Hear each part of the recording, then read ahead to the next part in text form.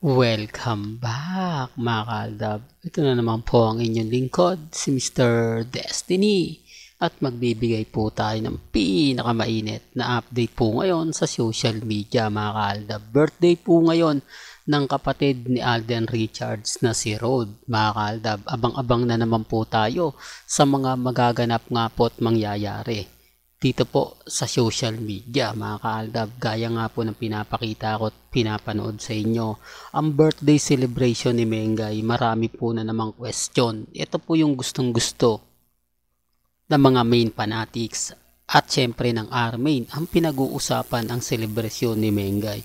Kung matatandaan nyo, wala na rin pong gaanong gana ang live o ang tape o ang ibig sabihin ng Eat Bulaga tape dahil hindi na masyado siya gaanong, alam nyo na mga kaaldab. Sabi ko nga po sa inyo, ang mga viewers naghahanap din po sila ng gusto nilang mapanood, naghahanap din sila ng mga gusto nilang makita at kumbaga yung tipong parang may kulang, di po ba? Gaya nga po sabi ni Henyo Master Joey De Leon, hindi mabubuo ang isang bagay kapag may kulang. Di po ba? Medyo matalinghaga pero gaya ng sinasabi natin, mag-aabang po tayo ng magaganap at mangyayari. Sa dami kasi ng ebidensya at resibo mga kaaldab na tinitignan natin, binibigyan natin ng ganap, binibigyan natin ng update. Depende na lang po ito sa senaryo. Depende na lang po ito sa mga taong magre-react at magkokomento. Ako masayang-masaya po ako ngayon mga kaaldab dahil ramdam natin na hindi naman po talaga pumabor. Di po ba? Hindi naman talaga tuluyang masasabing gumanda ang sitwasyon. Ang ibig kong sabihin mga kaaldab, yung wala talagang kilig, di po ba? Kasi ang ine-expect ko mga kaaldab, mas maraming mga mamis, mga titas ang masasaktan. Kasi sabi nga po ng R-Main at mga main fanatics, magandang celebration nga po raw ang ibibigay ni Ibiang ni Congressman kay Main Paul Garson na hindi daw po makakalimutan ng mga fans.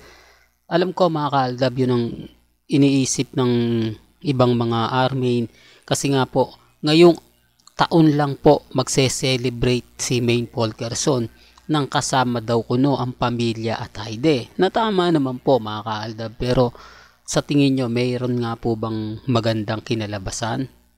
Mas inuna pa nga po nila yung promotion ng Bagman, di po ba? Kaya ang sinasabi ko sa inyo, may mga bagay-bagay na pasintabi na lang po sa mga tinatamaan. Pasintabi na lang po sa mga kumbaga magsasabi ng ganito, magsasabi ng ganyan. Di po ba? Ako, relax lang ako mga kaaldab kasi alam naman natin ang buong senaryo. Alam naman natin ang buong kwento. Di po ba? Kahit anong sabihin nila, kahit anong gawin nila, sa akin masaya na po ako. Kasi hindi naman po tayo mamimilit. At dito naman po sa channel ni Mr. Destiny, wala naman pong pilitan. Di po ba? Kumbaga kung ano yung pananaw ng iba, kung ano yung paniniwala po nila, ay bahala po sila. Di po ba? Ang importante lang naman po sa naganap na birthday celebration ni Mengay, wala pong mga mamis, mga titas, mga senyor ang nagtampo. Kasi lahat nga po talaga natutuwa eh. Biruin mo magulo ang kwento. Di po ba? Hindi po ba inisip ng mga nagpo-post ng army na babahain sila ng katanungan? Kasi kung titignan mo, mayroong event si Mengay o may birthday celebration si Mengay nang lumabas ng 10 PM. Tapos pagdating po ng 12, bihis na si Mengay, hindi pa natatapos yung event pero o yung birthday celebration, nasa bahay na nga po sila ng pamilya Mendoza. Hindi, para lang klaro, para lang po sa kaalaman ng lahat. Pero bago nga po natin ituloy itong magandang update natin, kung bago ka lang sa channel na to at isa kang true-blooded Aldab Nation na nagmamahal kina Mengay at Tisoy, tama po ang channel na pinuntahan mo, kaya consider na po kitang bagong subscriber. At huwag mong kalimutang i-share ang mga video po natin sa mga mami, sa mga titas at sa mga senyor. Kaya nga po lagi ako nag-aabang na mga update para rin po sa inyo. Ngayon tama naman po ako, di po ba? Sino ngayon ang binabaha ng katanungan? Sila po, di po ba? Kaya nga yung mga tanong ng mga ilang netizen, sino ba yung paniniwalaan namin? Ang video ni Ibiang, Mengay, Congressman, Nanay Dab at Tatay Dab, o yung birthday celebration kasama ang ilang legit dabber gods katulad nila Raisa, di po ba? Wally, Jose. Kaya nga sabi ko sa inyo mga kaaldab, relax lang po kayo, maging kampante, maging matatag, di po ba? At dito naman po tayo sa update ni Alden Richards. Gaya ng sinabi ko, day 20, kailangan po natin ng ebidensya at resibo na magpapatunay, di po ba? Pero wala si Alden Richards, di po ba? Si Mama Ten lang. May mga bagay-bagay po na gaya ng sinabi natin, yung celebration nila nila Mengay at ni Alden Richards sa birthday at etong ganap. Kailan nga po ba kinuha to? Yun po yung mga katanungan po na binabato po sa atin. Sabi ko nga po sa inyo, delay po lagi ang post nila. Kung titignan nyo, remind ko lang po, nung nakaraan nga po na post sa South Korea sina Alden Richards ang mga fans, gabi pa lang po pala naandito na sa Pilipinas si Alden. Pero ipinost nila yon, di po ba, nung isang araw pa. O kumbaga kahapon lang. Ang ibig sabihin ko mga kaaldab, yung nasa airport po si Alden Richards, hindi po nila pinost agad-agad yon. Bakit?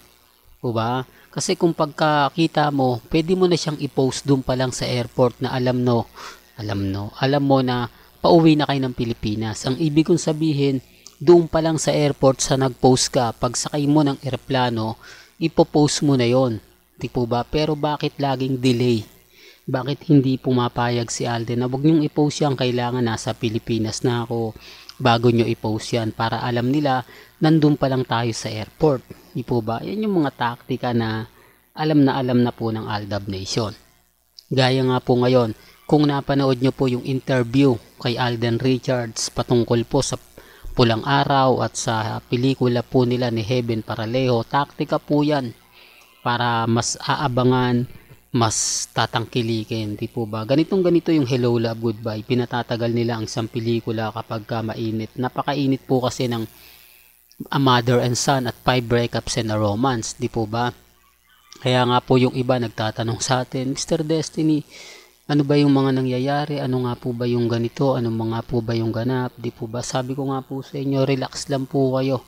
Maging kampante sa dami ng ebidensya at resibo na nakukuha natin, napapanood natin. Di po ba? Kaya sabi ko sa inyo, chill lang. Ako, masaya po ako sa mga nagaganap at nangyayari ngayon kasi tayo pa rin po yung panalo eh. Di po ba? Tayo pa rin po yung wagi.